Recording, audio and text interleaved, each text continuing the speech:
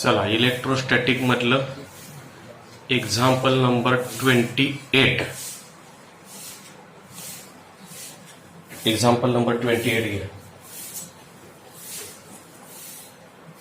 In a capacitor of capacitance, in a capacitor of capacitance 20 microfarad, in a capacitor of capacitance 20 microfarad, comma, the distance between the plates, the distance between the plates is 2 mm. The distance between the plates is 2 millimeter. Full stop. If a dielectric slab of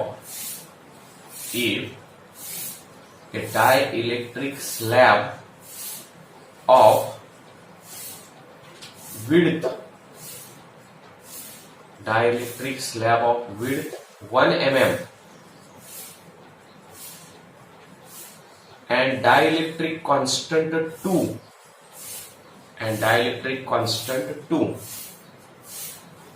is inserted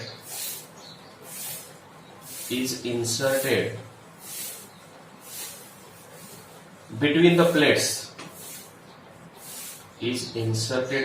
plates, comma, what is the new capacitance? What is the new capacitance?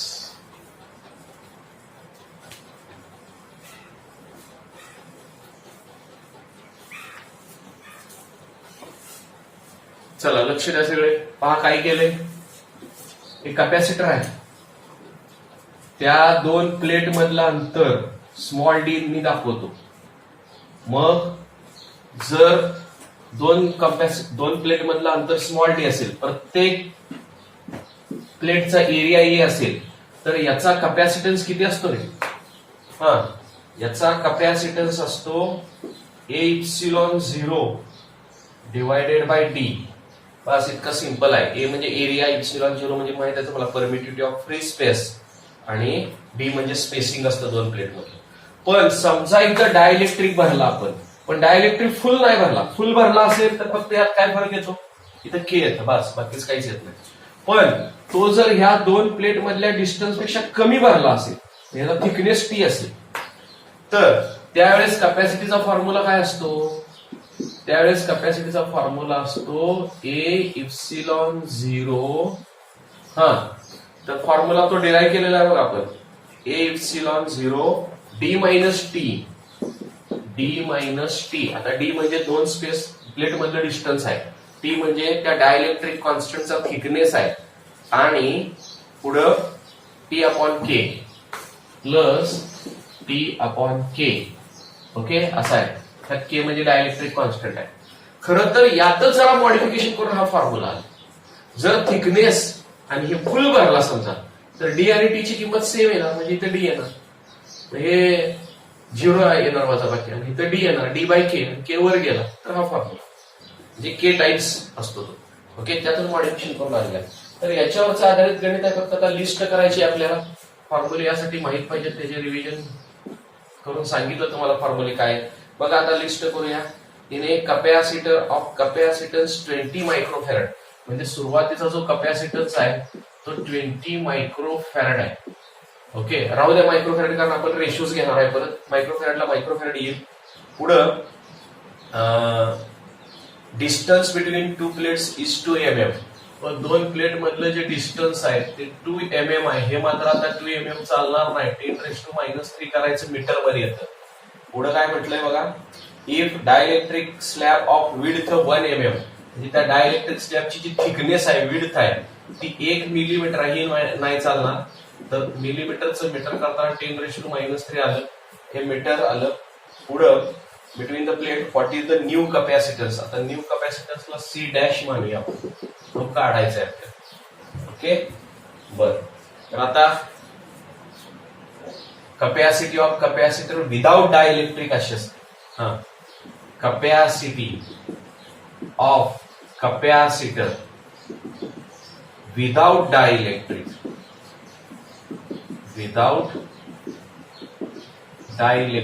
is given by हा लिहिला equation number 1. पुढं capacity of capacitor with dielectric of thickness T is given by.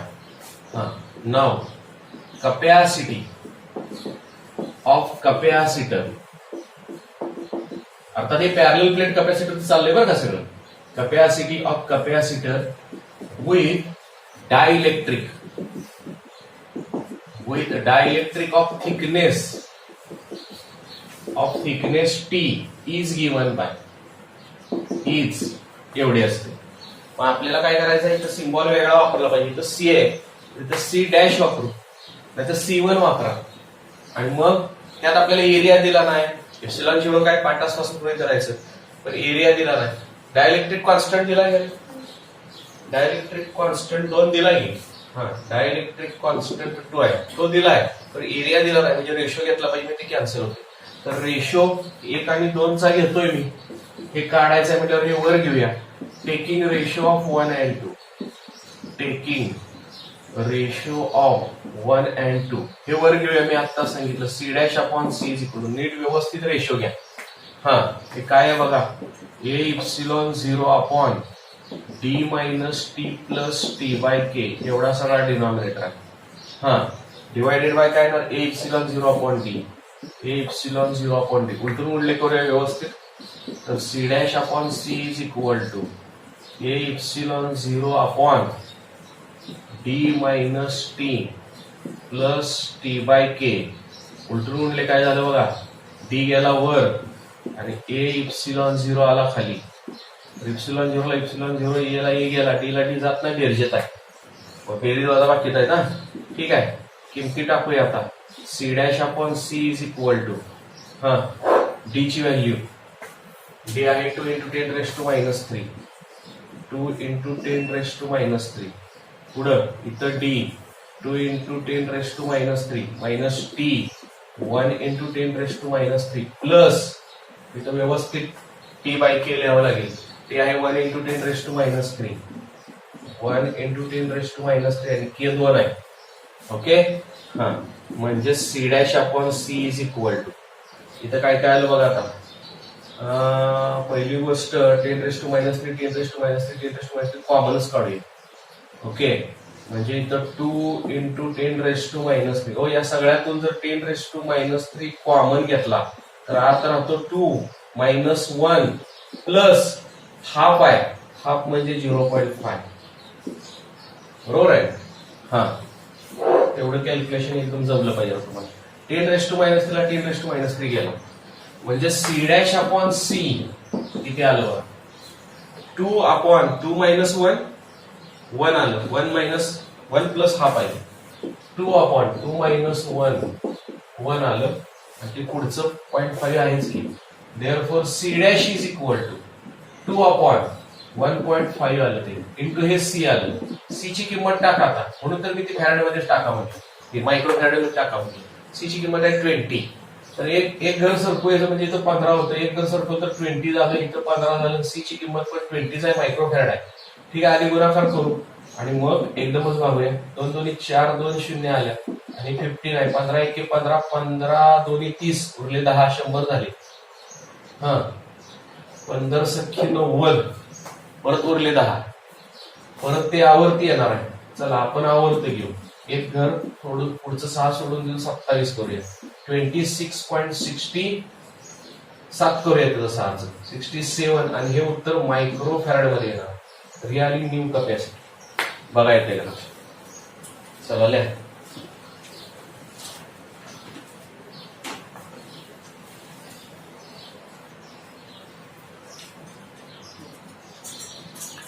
चला झालंय लिहून सगळ्यांचं. Next घ्या. Example number 29 असेल. लिहा. In a parallel plate capacitor, in a parallel plate capacitor with air between the plates, with air between the plates,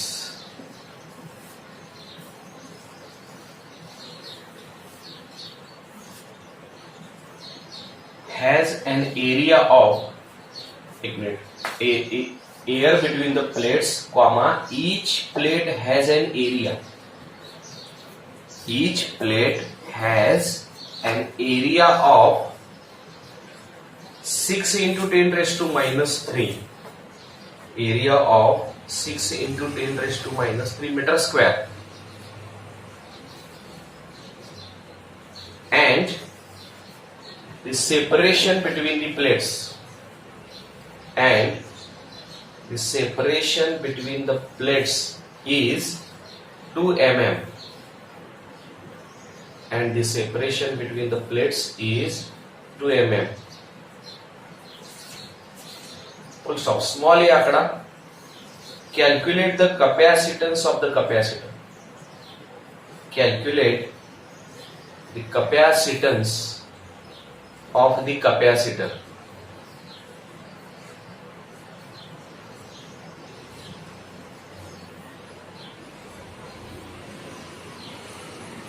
Put a small b आंकड़ा. If this capacitor is connected to, if this capacitor is connected to 100 volt supply, if this capacitor is connected to 100 volt supply, comma, what would be the charge? What would be the charge on each plate? What would be the charge on each plate? Question mark. C आंकड़ा यातला. How would charge on the plates? How would WOELD? How would charge on the plates? Charge on the plates. B shall be will be मतलब BE लेंगे. Be affected. Be affected if a 2 mm thick mica sheet, 2 mm thick, THICK, 2 mm thick mica, MICA, एक dielectric material है. 2 mm thick mica sheet, SHEET, 2 mm mica, 2 mm thick mica sheet of K is equal to 6, of K is equal to 6 is inserted between the plates, is inserted between the plates while the voltage supply remains connected, while the voltage supply remains connected. Question mark. 3 गणित एकत्र आहेत थोडक्यात इथं. बघूया. List करतोय मी. बघा काय काय दिलंय. गिव्हनची लिस्ट करतोय. In a parallel plate capacitor with air between two plates, each plate has an area. प्रत्येक प्लेटचा एरिया दिलेला आहे त्यांनी. तो दिलाय 6 into 10 raised to minus 3. 6 into 10 raised to minus 3 metre square दिला. And separation between the two plate, व दोन प्लेट मधलं सेपरेशन आपण डी अक्षराने दाखवतो. जे किती आहे इथं? 2 mm आहे. नाही चालत मिलीमीटर. तर 2 mm चं लगेच काय करायचं? 2 into 10 raised to minus 3 करायचं, मीटर मध्ये येतं. पुढं calculate the capacitance of the capacitor. Small A आकडा याचा कपॅसिटन्स काढायचा आहे. ठीक आहे. स्मॉल बी आकडा काय आहे बघा बरं. पुढं if this capacitor is connected to 100 volt supply, म्हणजे याला सप्लाय दिलाय 100 व्होल्टचा. पुढं what would be the charge on each plate, प्रत्येक प्लेटवरचा चार्ज काढायचा आहे. दोन्ही प्लेटवर सेमच चार्ज असतो, फक्त एकावर पॉझिटिव्ह असतो दुसऱ्यावर निगेटिव्ह असतो बस. त्यामुळं क्यू फक्त लिहू आपण. आणि सी आकडा काय म्हटलंय बघा. सी आकडा how would charge on the plate be affected, म्हणजे ह्या प्लेटवरचा चार्ज काय अफेक्ट होईल, म्हणजे चार्जेस काढायचा आहे. क्यू डॅश म्हणू आपण त्याला. ओके. हा, पण कधी if 2 mm thick mica sheet of K is equal to 6, और एक मायका शीट इन्सर्ट केलेली आहे तिथं. डी ची किंमत 2 mm आहे आणि त्या शीटची थिकनेस पण 2 mm आहे, सेम आहे थोडक्यात. ओके. तर 2 mm आहे म्हणजेच काय आलं, 2 × 10⁻³ मीटर आलं. आणि त्याचा डायलेक्ट्रिक कॉन्स्टंट दिलाय 6. तर त्याच्या चार्जवर काय परिणाम होईल हे विचारलंय आपल्याला. ठीक आहे. पहिल्यांदा काय केलं पाहिजे आपल्याला, तर पहिला ही कपॅसिटी काढली पाहिजे स्मॉल ए काहीच नसतानाच. ओके. तर capacity of capacitor without dielectric is given, असा फॉर्म्युला आहे. मग यात ए दिलाय, डी दिलाय, ε0 माहित पाहिजे तुम्हाला. किती असतो रे, 8.85 × 10⁻⁻, किती असतो 12 एसआय सिस्टीम मध्ये. त्याचं युनिट आठवतंय का बघा. आता हे गणित झाल्यावर तुम्हाला सगळे युनिट लिहूनच देतो मी. हा बघा कॅपॅसिटी किती आली, मग ए ची किंमत सगळे एसआय सिस्टीम मध्ये आहे का बघा रे. ए 6 × 10⁻³ ε0 असतो 8.85 × 10⁻12. डी स्मॉल डी आहे 2 × 10⁻³ 10⁻³ गेले बे एके बे, बे त्रिक 6, म्हणजे सी ची किंमत आली फक्त 3 ने गुणायचं राहिले. आता 3×5 = 15 ला 5 हातच्या 1, 3×8 = 24 ने 25 हातचे 2, 3×8 = 24 आणि 2 26. पॉईंट नंतर 2 घरात 2च घरं दिली × 10⁻12 आहे. आपण एका घरानंतर पॉईंट दिली. हा, म्हणजेच कॅपॅसिटी किती येणार आहे बघा.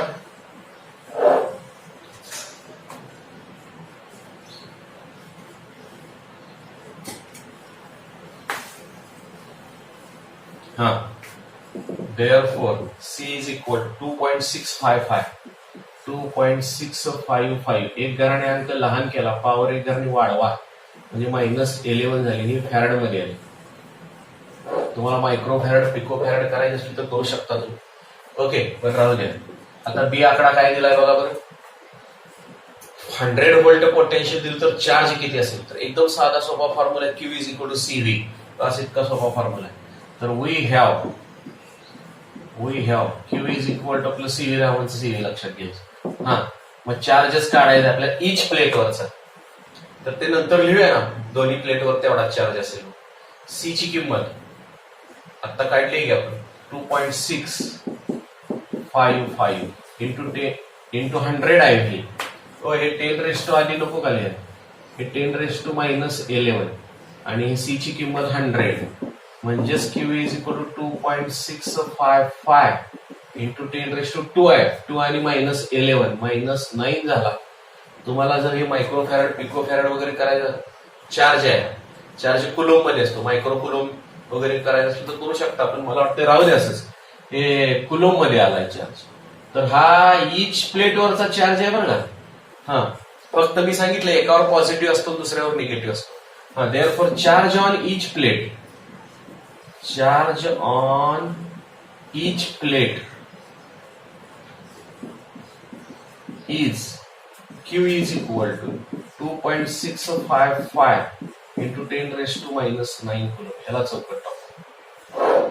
हा, आता पुढं सी आकडा काय विचारलाय बघा. जर तिथं 6 डायइलेक्ट्रिक कॉन्स्टंट 6 असलेला एक मायका शीट इन्सर्ट केला, ज्याचा थिकनेस D बरोबरच आहे, जेवढं 2 प्लेट मधलं स्पेसिंग आहे तेवढाच आहे. ओके. तर त्याचा चार्ज कसा इफेक्ट होईल हे विचारले. चार्ज किती असेल काय असेल, कॅपॅसिटीच बदलणार आहे ना तिथं. पोटेन्शियल तर 100 व्होल्टच आहे, त्यांनी ते सांगितलंय पोटेन्शियल तेच ठेवलेलं आहे, फक्त 100 व्होल्ट पोटेन्शियल आहे. कॅपॅसिटी बदलणार आहे आता. तर नाव capacity with dielectric, capacity with dielectric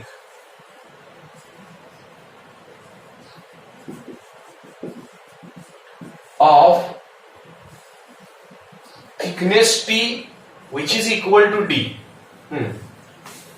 of dielectric if T is equal to D असं सरळ म्हणतो मी, शॉर्टकट मोठं वाक्य लिहिण्यापेक्षा. इज खरं तर मी तुम्हाला सांगितलं कॅपॅसिटीचा फॉर्म्युला मगाशी आपण लिहिला होता बघा, ए इप्सिलॉन 0 आपण काय असतोय तर D मायनस टी प्लस के बाय टी बाय के असं आलतं, बरोबर आहे. पण जर हे दोघं सेमच असतील तर टी ची किंमत मला डीच ठेवावी लागेल, डी वजा डी गेलेच आणि तर टी ची किंमत डी झाली. म्हणजे ऍक्च्युअली फॉर्म्युला आला A epsilon 0 upon D by K, K छेदाचा छेद आहे अंशस्थानी जाणार म्हणजे वर जाणार, संपलं. असा फॉर्म्युला येतो डायरेक्ट. जर दोघांचं स्पेसिंग आणि थिकनेस सेमच असेल तर इथं सेमच आहे. ओके, मग त्याची कॅपॅसिटी सी डॅश मानूया आपण. ती किती येणार आहे, ए epsilon 0 K, A epsilon 0 K divided by D. खरं तर कॅल्क्युलेशनचा डबल करायची गरज नाही, पहिल्या कॅपॅसिटीच्या के पट असते. डायरेक्ट एवढं लिहिलं तर चालतं, डायरेक्ट असं सुद्धा लिहिलं तर चालेल. तुम्ही डायइलेक्ट्रिक भरला तर त्यावेळेची कॅपॅसिटी ही के टाइम्स असते ओरिजिनल कॅपॅसिटी. इतकं सिंपल आहे. हा, आणि मग C dash is equal to K ची किंमत 6 आहे आणि सी ची किंमत माहित आहे आपल्याला 2.655, 2.655 इंटू 10⁻⁻11 आलं. हे फॅराड मध्येच येणार आहे. 6 गुणू का, गुणूया. 6 गुणल्यावर 6 पंचे 30 ला 0, हातचे आले 3, 6 पंचे 30 आणि 3 33, परत 3 हातचे आले 6 36 आणि 3 39, हातचे आले 3, 6 दोन्ही 12 आणि 3 15, बरोबर आहे ना रे गुणाकार. आणि नंतर 3 करायचे, हातचे 3 आलते काय, 6 36. बर, बरोबर. एका घरानंतर पॉईंट देऊया. बरं राहू द्या तात्पुरतं, परत बघू. हे काय आलंय फॅराड मध्ये झाली कॅपॅसिटी. आता चार्ज किती इफेक्ट करतो हे विचारलंय ना त्यांनी, आहे का नाही. तर क्यू डॅश पोटेन्शियल तर तेवढंच दिलेलं आहे. नाव Q is equal to C V असतं, मग कॅपॅसिटी बदलली तर चार्ज पण बदलणार ना. पोटेन्शियल तेच ठेवले त्यांनी. मग काय काय येणार आहे, Q dash is equal to C dash ची किंमत आहे 15.93 इंटू 10⁻⁻11 आणि व्ही 100च आहे. हा, म्हणजेच Q dash is equal to काय येणार 15.93 इंटू 10⁻⁻9 येणार, प्लस 2 आणि -11. एका घरानंतर पॉईंट देऊया, म्हणजेच 1.593 इंटू 10 अंक लहान केला, पॉवर वाढवा एक घराने, म्हणजे -8 आली, बरोबर आहे. आणि हा चार्ज कुलम मध्ये असणार. बघा काय झालाय चार्ज, जरा बघा रे. पॉवर सेम असताना कम्पेअर करा, -9 ला -9, 2.6च्या जागी 15.93 ला वाढलाय. काय त्याचं होईल असं विचारलंय ना. तर इन्क्रीज झाला, किती इन्क्रीज झाला काढायचं तर वजाबाकी करून तेवढं लिहू शकता तुम्ही. लिहा सर.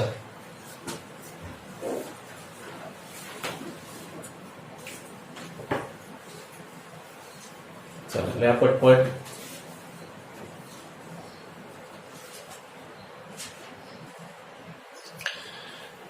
चला झालं असेल तर नेक्स्ट एक्झाम्पल घ्या. नेक्स्ट आणि या चॅप्टरचं last example number 30. Find the equivalent capacitance.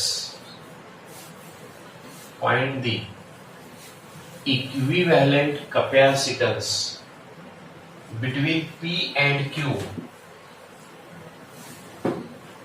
Between P and Q. P capital Q capital कर लेगा. Full stop. Given area of each plate is equal to capital A. Area of each plate is equal to capital A, and separation between plates separation between plates is equal to small d is equal to small d आणि खाली हा diagram काढायचे दोन आणि diagram पटकन आणि पेननी काढा.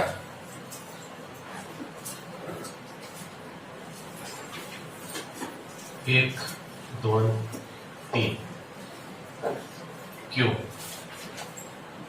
K1 K2 K3 1 3 6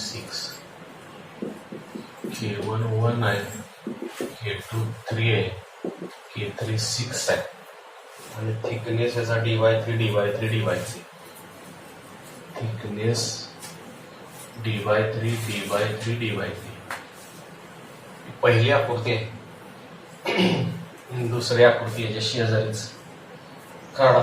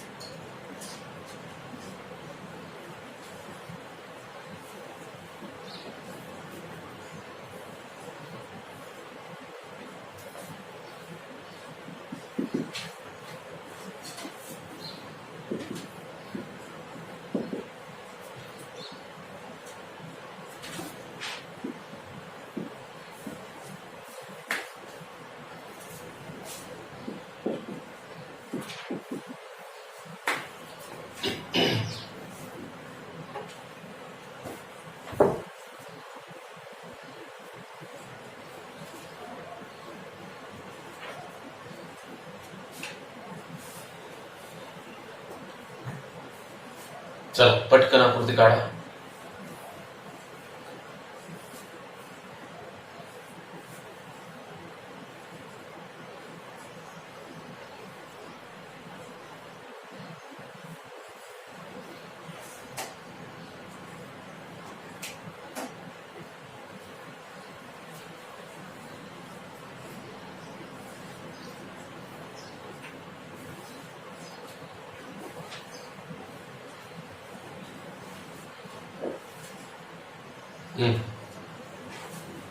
करून काढत बसून उभा आकृती पटकन काढ.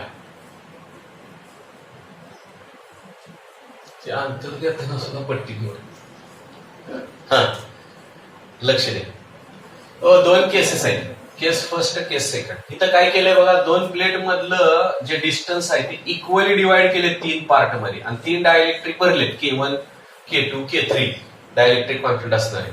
तर थोडक्यात इथं एक कॅपॅसिटर तयार झाल्यासारखा झाला, इथं दुसरा कॅपॅसिटर तयार झाला, इथं तिसरा कॅपॅसिटर तयार झाला आणि हे तिन्ही ह्याचं टोक ह्याला जोडले, ह्याचं टोक ह्याला जोडले, ह्याचं टोक क्यूला जोडले, ह्याचं पीला जोडले. सिरीज मध्ये 3 कॅपॅसिटर असल्यासारखे आहेत.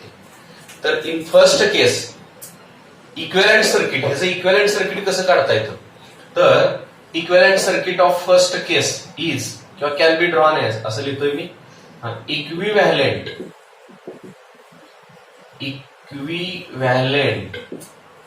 इक्विव्हॅलंट सर्किट ऑफ फर्स्ट केस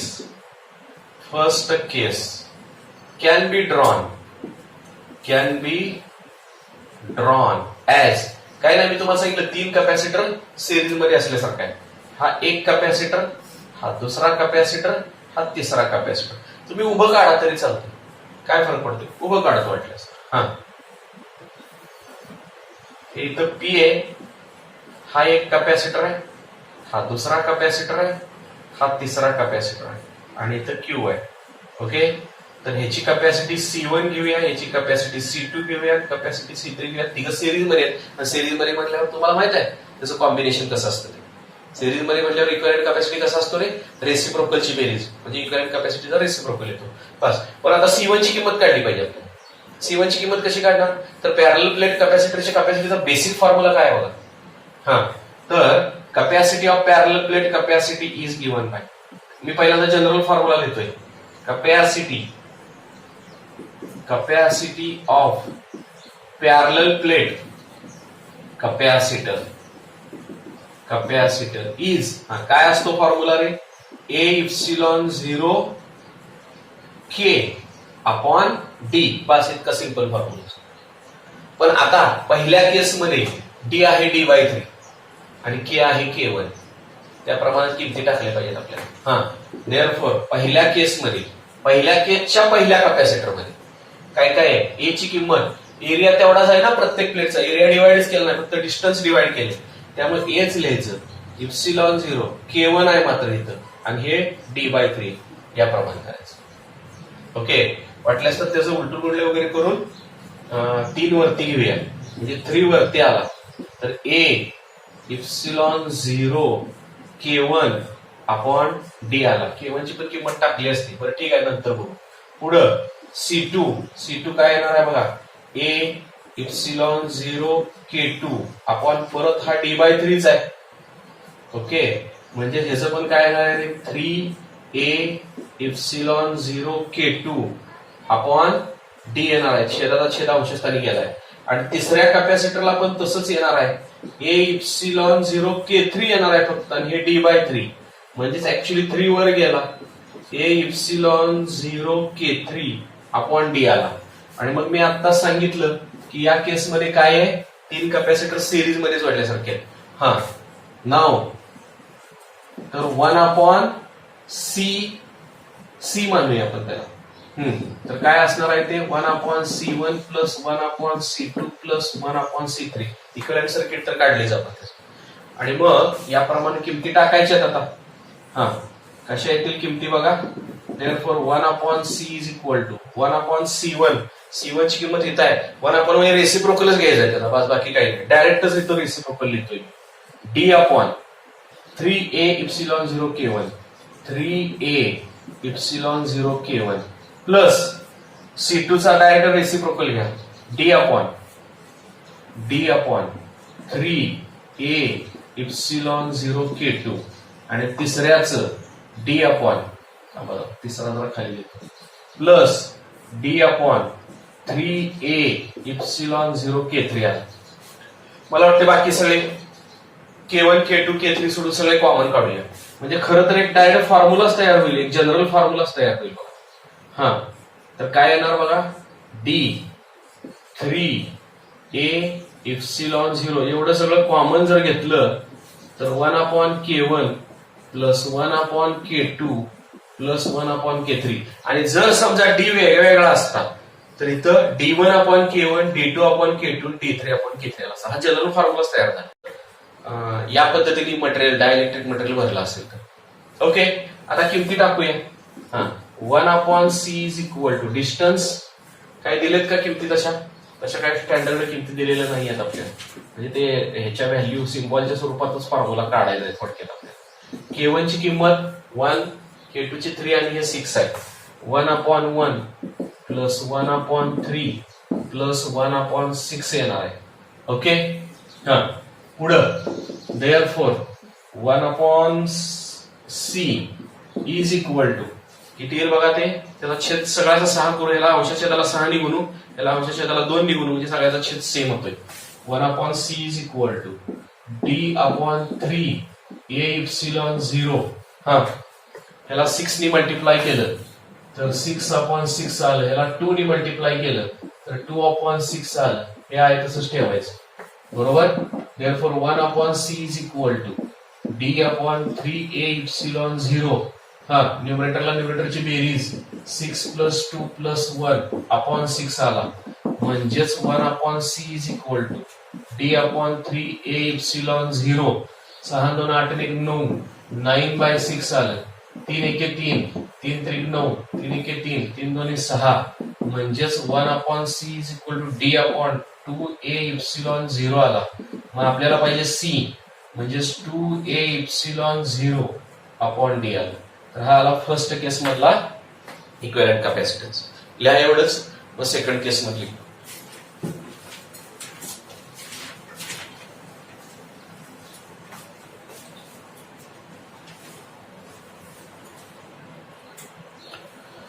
चला झालंय का ही केस प्रत्येकाची लिहून सेकंड केस घेऊया. पुसू काय तरी डायग्राम पण पुसतो आता. हा तर पहा आता इक्विव्हॅलेंट कॅपॅसिटी सेकंड सर्किट जे आहे, सेकंड केस जे आहे त्याची इक्विव्हॅलेंट कॅपॅसिटी कशी येईल बघा जरा. तर नीट सर्किटचं निरीक्षण करा, म्हणजे तुमच्या लक्षात येत आहे की या पी ला ह्याचं पण एक टोक जोडले आणि ह्याचं पण एक टोक जोडले, म्हणजे हे याला हे कॉम्बिनेशन पॅरलल मध्ये आणि हे दोघं सिरीज मध्ये. म्हणजे हा कॅपॅसिटर जो आहे तो या दोघांच्या सिरीज कॉम्बिनेशनला पॅरलल मध्ये. म्हणजे त्याचं इक्विव्हॅलेंट सर्किट कसं काढता येईल बघा. Equivalent circuit of second case can be drawn as. Second case मधले इक्विव्हॅलेंट सर्किट कसं काढता येईल, तर हा जो कॅपॅसिटर आहे इकडचा हा C1 म्हणू आपण, आणि त्याला काय केलेलं आहे, हे दोन कॅपॅसिटर असे सिरीज मध्ये जोडलेत आणि इकडचा Q आहे आणि इकडचा जो आहे तो P आहे. ओके. तर हा आहे C2, हा आहे C3, हे आहे त्याचं इक्विव्हॅलेंट सर्किट. मग आपल्याला C1, C2, C3 च्या किमती काढायच्या या स्वरूपात आणि ह्या दोघांच्या सिरीज कॉम्बिनेशनचा पहिल्यांदा इक्विव्हॅलेंट कॅपॅसिटन्स काढायचा, परत या दोघांच्या पॅरलल कॉम्बिनेशनचा काढायचा. याप्रमाणे आपल्याला सगळं करावं लागेल. Okay. Capacity of parallel plate capacitor एवढीच असते. पण आता इथं काय काय झालंय बघा, एरिया पण डिवाइड झालाय बघा आणि डिस्टन्स पण डिवाइड झाले. तर पहिल्या कॅपॅसिटरसाठी डिस्टन्स डीच आहे दोन प्लेट मधलं, पण एरिया A/2 आहे. मग ह्या एरिया A/2 टाकायचा, डिस्टन्स मात्र डीच टाकायचं पहिल्या कॅपॅसिटरसाठी. मग पहिल्या कॅपॅसिटरसाठी C1 इज इक्वल टू काय येणार आहे, एरिया A/2 येणार बघा. एरिया येणार A/2 आणि डिस्टन्स डीच येणार, डिस्टन्स डीच येणार. डायलेक्ट्रिक कॉन्स्टंट K1 आहे. ओके. मग काय आलं बघा, अंशाचा छेदस्थानी जातो, म्हणजे हा 2 खाली येणार आहे, म्हणजे 2D आलं. हे झालं पहिल्या कॅपॅसिटरचं. पुढे दुसऱ्या कॅपॅसिटरला काय केलंय बघा, त्यांनी डिस्टन्स पण निम्म केलंय, एरिया पण निम्म केलंय. म्हणजे मला या फॉर्म्युल्यात एरियाची किंमत A/2 टाकली पाहिजे आणि डिस्टन्सची किंमत D/2 टाकली पाहिजे. ओके, बरोबर का. हा, मग काय काय येणार, तर अंशाचा छेदस्थानी येतो म्हणजे 2 खाली जाणार आणि छेदाचा छेद अंशस्थानी जातो म्हणजे हे 2 वर जाणार. किंवा याच्या छेदाला 2 आहे, याच्या छेदाला 2 आहे, डायरेक्ट 2 ला 2 कॅन्सल करून टाका आणि त्यामुळे उत्तर येणार आहे A/0K2/D. तिसऱ्या केसमध्ये तेच झाले, डिस्टन्स पण डिवाइड केले, एरिया पण डिवाइड केला, म्हणजे सेमच येणार आहे तिथं, फक्त K3 येणार आहे. याच्या जागी मला काय टाकावं लागेल, एरिया डिवाइड केला 2 पार्ट मध्ये आणि डिस्टन्स पण 2 पार्ट मध्ये, 2 ला 2 गेले, म्हणजे उत्तर येणार आहे A/0K3/D. या पद्धतीने येणार आहे. पुढं C2 आणि C3 काय आहेत, सिरीज मध्ये आहेत. हा, तर नाव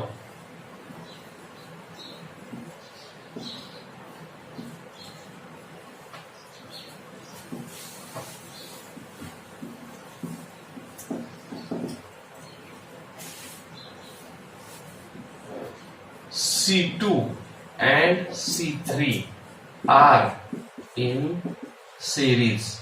Therefore 1/C4 म्हणतो त्याला, त्यांच्या कॉम्बिनेशनला C4 म्हणेल. मग C1 आणि C4 पॅरलल मध्ये येतील. हा, तर काय असते सिरीज मध्ये असले की 1/C2 plus 1/C3. Therefore 1/C4 is equal, और डायरेक्ट रेसिप्रोकलच टाका ना, C2 चा रेसिप्रोकल D/, येणार आहे.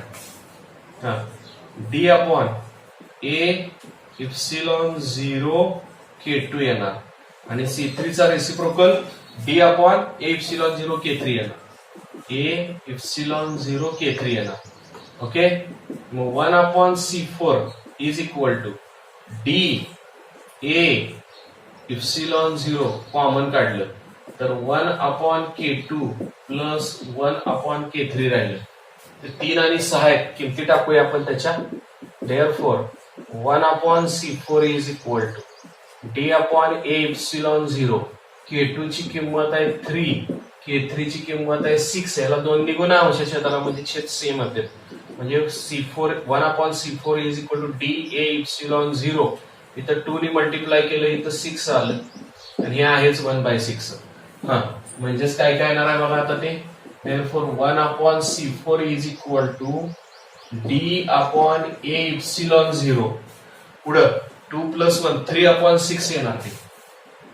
त्याची बेरीज म्हणजेच 3 1 3 3 2 6 येणार म्हणजेच 1/C4 is equal direct reciprocal लिहूया आता C4 is equal to 2a epsilon 0 2a epsilon 0 upon d हा आला C4 आता C1 आणि या दोघांचं कॉम्बिनेशन C4 आहे ते पॅरलल मध्ये नाव C1 and C4 are in parallel are in parallel therefore parallel combinationच ते इक्विव्हॅलेंट कॅपॅसिटी जी टोटल P आणि Q मधलीच येणार आहे आता त्याला C मानूया इज इक्वल टू काय पॅरलल कॉम्बिनेशन मध्ये सरळ सरळ बेरीज असते मग C is equal to C1 ची किंमत तयार आहे आपल्याकडे तर C1 ची किंमत आहे 2 इप्सिलॉन 0 K1 अपॉन 2D 2 काय झालं A epsilon 0 K2 A epsilon 0 K2 आहे का K1 आहे K1 upon 2D K1 upon 2D plus C4 तयारच आहे आता 2 इप्सिलॉन 0 K अपॉन D तर K सॉरी इथं काय K1 ची किंमत टाकायला लागली K1 ची किंमत 4 आहे तेवढी इथं ठेवूया म्हणजे C is equal to A epsilon 0 K1 ची किंमत 4 आहे upon 2D 2 epsilon 0 2a epsilon 0 upon D बे के बे दोन्ही 4 म्हणजे C is equal to 2a epsilon 0 upon D plus 2a epsilon 0 upon D छेद सेम आहे अंशांची बेरीज होईल 2a epsilon 0 plus 2a epsilon 0 म्हणजे 4a इप्सिलॉन 0 अपॉन D आला आणि ही झाली सेकंड केस मधली इक्विव्हॅलेंट कॅपॅसिटी बघा येते का लक्षात चला लिहा व्यवस्थित इथं या चॅप्टरची गणित संपलेत आपले आता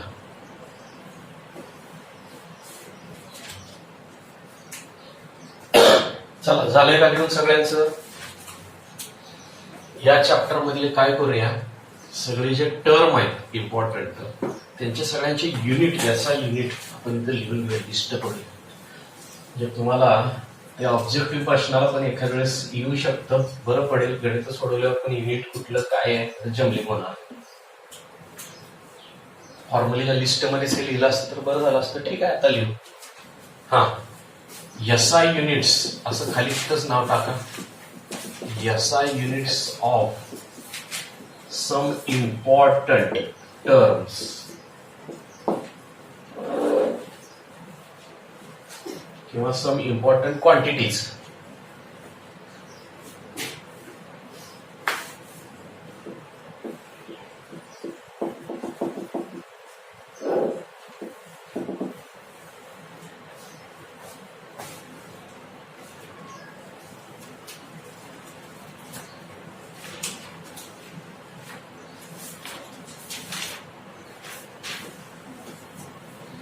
या चॅप्टर मध्ये पहिल्या स्टार्टला काय काय गेलं बघा वळीने जाऊ आपण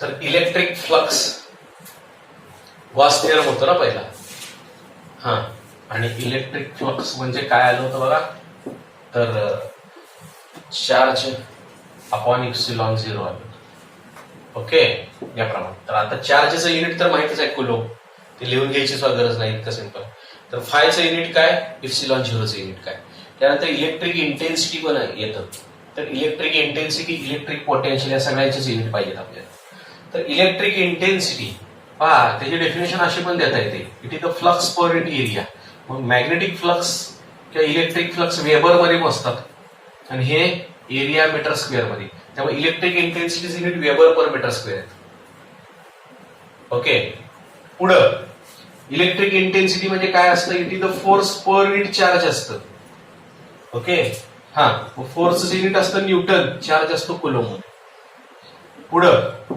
न्यूटनला मी मीटरनी गुणलं आणि कुलोमला पण मीटरनी गुणलं तर न्यूटन गुणले मीटर म्हणजे जूल असतं त्यामुळे जूल पर कुलोम मीटर असं पण त्याचं युनिट येतं म्हणजे वेबर पर मीटर स्क्वेअर पण असतं यालाच टेस्ला असं म्हणतात खरं तर टेस्ला ओके कॅपिटल टी अक्षराने दाखवतात ते tesla capital T weber per metre square tesla newton per coulomb joule per coulomb metre सगळं एकच आणि अजून एक आहे ई म्हणजे काय असतं, मायनस डीव्ही बाय डीएक्स असतं. निगेटिव्ह पोटेन्शियल ग्रेडियंट असतो इलेक्ट्रिक इंटेन्सिटी म्हणजे.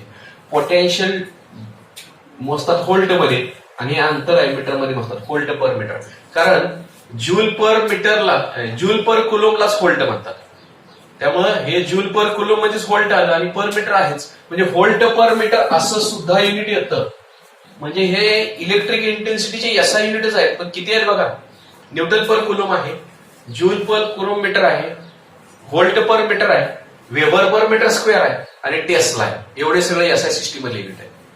Electric intensity, electric intensity, electric इंटेन्सिटीचे एसआय युनिट. आता वर नाव टाकले एसआय युनिट, त्यामुळे परत लिहित बसायची गरज नाही. हा, काय आहेत इलेक्ट्रिक इंटेन्सिटीचे युनिट, एसआय युनिट. हा, तर पहिलं न्यूटन पर कुलोम, पुढं जूल पर कुलोम गुणिले मीटर म्हणजेच व्होल्ट पर मीटर. हे कुलोम आहे बरं का. हा, पुढं ह्यालाच आपण वेबर पर मीटर स्क्वेअर म्हणणार आहे, यालाच आपण टेस्ला कॅपिटल टी म्हणणार. आता याच्यातनं आपल्याला वेबर म्हणजे काय काढता येईल बघा. नेमकं वेबर म्हणजे काय असं, तर बघा की इथं ह्याच्यावरून काढू, ह्याच्यावरून काढू, चालतंय की कशावरून पण काढलं तर इथं मीटर मीटरनी गुणतो मी, म्हणजे व्होल्ट गुणिले मीटर आणि मीटर गुणिले मीटर म्हणजे मीटर स्क्वेअर आलं. मीटर स्क्वेअरला मीटर स्क्वेअर आहे आणि एकाच क्वांटिटीची युनिट आहे. म्हणजे वेबर म्हणजे काय येतं, वेबर म्हणजे volt per metre, sorry volt गुणिले मीटर येतं. तर वेबर म्हणजेच व्होल्ट गुणिले मीटर आहे. ओके, बर. आता मला सांगा व्होल्ट म्हणजे काय, तर व्होल्ट म्हणजे जूल पर कुलोम आहे. ओके, म्हणजे joule metre per coulomb, joule metre per coulomb. Weber म्हणजे काय काय आहे, मीटर व्होल्ट गुणिले मीटर आहे, जूल मीटर पर कुलोम आहे. याने एकच लिहिलंय मी, त्यामुळे हे पुसून टाकतो. पुढं न्यूटनच्या स्वरूपात कसं लिहिता येईल आपल्याला, जूल म्हणजे काय असतं, न्यूटन गुणिले मीटर असतं. तर न्यूटन गुणिले मीटर हिटला मीटर म्हणजे Newton metre square per coulomb. Weber म्हणजे काय काय येतं बघा. तर हे सगळं कशाचं युनिट आहे, इलेक्ट्रिक फ्लक्सचं युनिट आहे. इलेक्ट्रिक फ्लक्स, मला इथं पोटेन्शियलचं लिहायचं आहे अगोदर, तरी पण मी इथं इलेक्ट्रिक फ्लक्स, हा इलेक्ट्रिक फ्लक्सचं काढलंयच, तर आता लिहितो मी इलेक्ट्रिक फ्लक्स फाय. हा, काय काय येईल बघा त्याचं एसआय युनिट, इलेक्ट्रिक फ्लक्स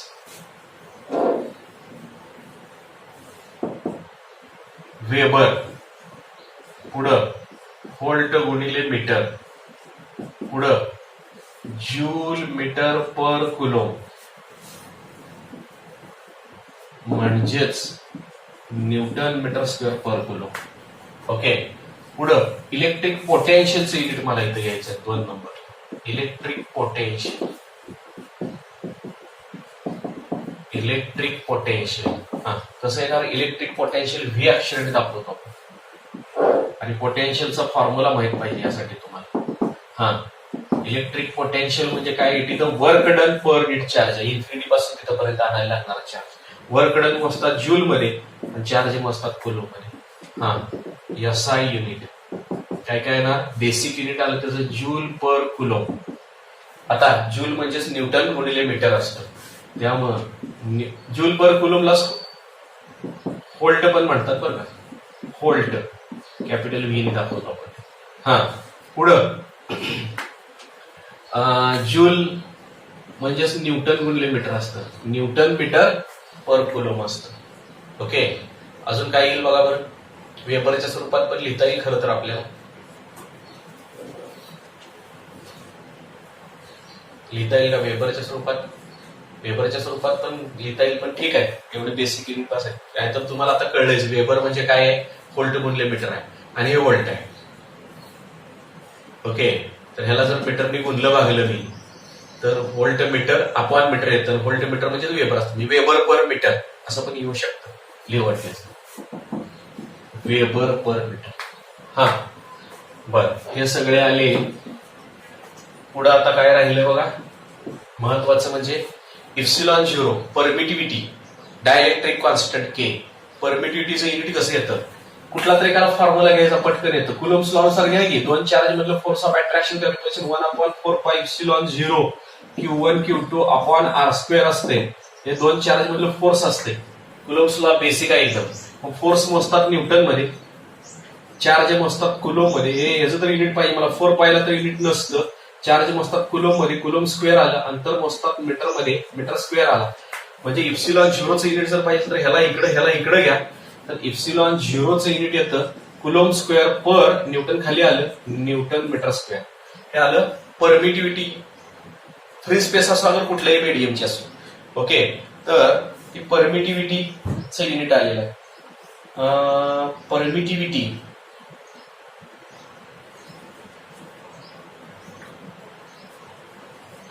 तेच लिहूया. परत आपण 1/4πε0 ची किंमत आणि ते दोन्ही लिहूया. Permittivity of free space, permittivity of free space असो अगर मीडियम असो, परमिटिव्हिटी ऑफ मीडियम असं लिहितो मी. Permittivity of medium, SI unit. काय परमिटिव्हिटी SI आता सांगितलं coulomb square per newton metre square. Coulomb square per newton metre square. आता त्याचं जूल वगैरे तुम्हाला करता येईल. एक बेसिक फक्त लिहूया आता. ओके, तर हे आलं परमिटिव्हिटीचं. पुढं परमिटिव्हिटीच्या व्हॅल्यू पण लिहून ठेवूया इथं. Permittivity of free space epsilon झिरोची किंमत असते. किती असते रे? 8.85 10⁻⁻12 coulomb square per newton metre square असते. पुढं डायरेक्ट आपल्याला बऱ्याच वेळा ही किंमत लागते. 1/4πε0 ची किंमत किती असते? त्याची किंमत 9 × 10⁹. युनिट काही रेसिप्रोकल आहे बघायचं.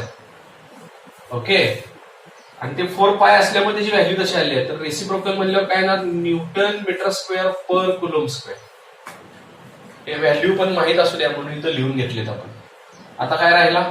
डायइलेक्ट्रिक कॉन्स्टंट राहिला. डायइलेक्ट्रिक कॉन्स्टंट, डायइलेक्ट्रिक कॉन्स्टंट ज्याला KX अक्षर वापरतो आपण. तर हा रेशो आहे दोन similar quantity. Epsilon upon epsilon zero आहे, त्यामुळे याला युनिट नसतं, डायमेन्शन नसतं. SI युनिट,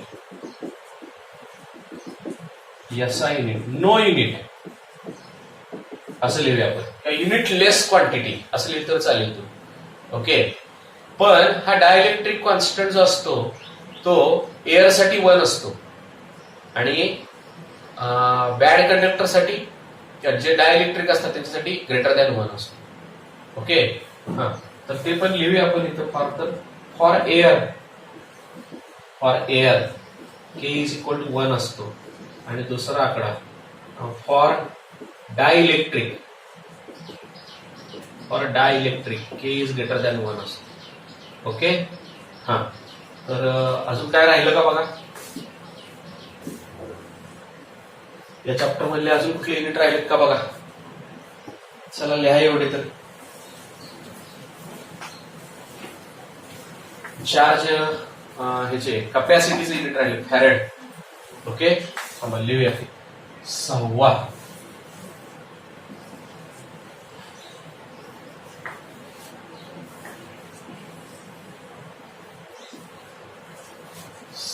आकडा इथं लिहितो 6. कपॅसिटी. अजून मधलं काय राहतंय का बघा?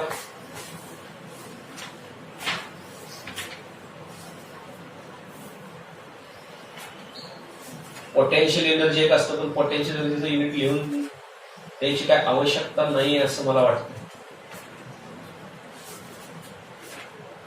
इलेक्ट्रिक डायपोल आहे की रे? इलेक्ट्रिक डायपोल मुवमेंट आहे. Okay, electric dipole movement, electric dipole movement. काय येईल असा युनिट त्याचं? काय असतं इलेक्ट्रिक डायपोल मुवमेंट? म्हणजे त्या निमित्ताने जरा फॉर्म्युले तरी आठवा. दोन charges separated by two charge equal and opposite charges separated by finite distance. समजा इथं क्यू आणि इथं मायनस क्यू आणि इथं प्लस क्यू असेल, तर चार्ज मधलं एक चार्ज आणि चार्ज मधलं अंतर समजा आपण 2L असेल तर ह्याला इलेक्ट्रिक डायपोल मुवमेंट म्हणतात. मग चार्ज कुलोम मध्ये आणि अंतर मीटर मध्ये. कुलोम मीटर याचा युनिट काय त्याचं असतं, कुलोम गुणिले मीटर, इलेक्ट्रिक डायपोल मुवमेंटचे. त्याच्या पुढे काय झालं जरा बघा.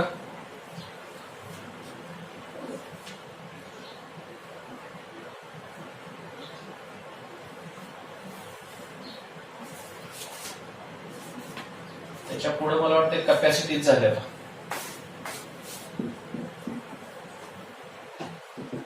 Capacity of capacitor. हो, कॅपॅसिटीचं युनिट काय असतंय, हा SI युनिट फॅरड असतं. फॅरडला कॅपिटल F असा वापरतो. पण फॅरड म्हणजे काय रे नक्की, जरा एक मिनिट थांबा, परतले. फॅरड म्हणजे काय नक्की, तर कॅपॅसिटीचा फॉर्म्युला लिहा ना, कळतंय. हा, Q is equal to CV असते. मग Q अपॉन V म्हणजे C असते. मग चार्ज कुलोम मध्ये असतं आणि पोटेन्शियल व्होल्ट मध्ये असतं, म्हणजे कुलोम पर व्होल्टलाच फॅरड म्हणतात. मग फॅरड म्हणजेच काय, तर कुलोम पर व्होल्ट असतं. ओके, त्यालाच फॅरड म्हणतात. माहित असू द्या ते दोन्ही. पुढं त्याचे कन्व्हर्शन फॅक्टर खूप महत्वाचे आपल्याला लागतात, सारखे conversion factor.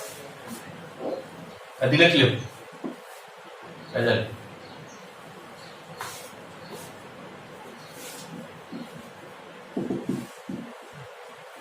Farad symbol capital F वापरायचा, लिहिताना स्मॉल F ने लिहायचं. हा, कन्व्हर्शन फॅक्टर बघा, मिली, मायक्रो, नॅनो, पिको अशी घेऊया आपण.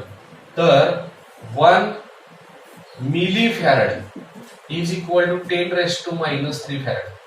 पुढं 1 micro farad is equal to 10⁻⁶ farad. पुढं 1 nano farad is equal to 10⁻⁹ farad. पुढं 1 pico farad is equal to 10⁻12 farad. बस की इथंपर्यंत. मी -15 म्हणले की फेम्टो फॅरड येतो. बस पण इथंपर्यंतच लागतंय. अजून काय राहिलं का बघा आता.